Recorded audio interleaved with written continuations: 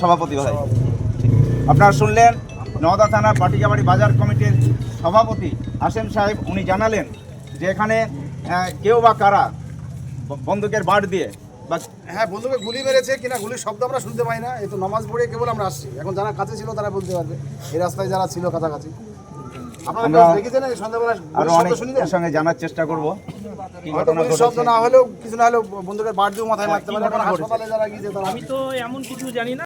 যে আহত অবস্থায় তাকে আমতলা গ্রামীণ হাসপাতালে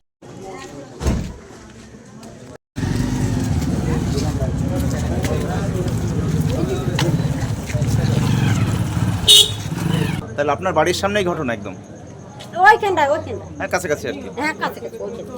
তাহলে কতটা আতঙ্কে আপনি রয়েছেন এখন? আমরা তো দেখি তো বিশাল আতঙ্ক গেছি একদম, মানে আমার ধই করে ধক ধক করছে, আমার খুব ভয় লাগছে। এইখানটায় বেরিয়ে দেখছি তো খুব আমার ভয় লেগেছে। ছেলেটা কি খুঁজে বেড়াচ্ছে কি জানি, চশমা খুঁজে বেড়াচ্ছে, চশমা পড়ে গেছে তো কেউ না, ছেলেটা চশমা খুঁজে বেড়াচ্ছে। আমরা আবার সেই লোকটা আর একটা লোকটা আছে ওর সাথে, সেই লোকটা আবার বলছে কি এমনি পালিয়ে গেল, এমনি পালিয়ে গেল। আমরা বলছি কি কে পালিয়ে গেল কি জানি। তো আমরাও মানে দাঁড়িয়ে আছি গিয়ে ওখানে দাঁড়িয়ে আছি, আর ওই ছেলেটা চশমা খুঁজছে। লাস্টটা আবার ফির দেখছি তো মা ওই ছেলেটা বলছে তোকে লেগেছে কিছু, তোকে মেরেছে কিছু হয়েছে। তো ধর ধরকে রক্ত ধরেছে, এখানে ফুটো হয়ে গেছে, ধর ধরকে রক্ত বেরোচ্ছে। এটাই দেখলাম, ছেলেটা চলে গেল। আপনার নাম? আমার নাম সোহাগ চাল। এই ঘটনার পর এখানে কারা এসছে?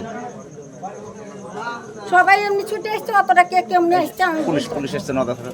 কারা এসছে এই ঘটনার খবর পেয়ে? পুলিশ এসছে, সবাই ছুটি বেরিয়েছে, আমরা সবাই আমাদের এটুকু সবাই ছুটি বেরিয়েছে ঠিক। এরকম।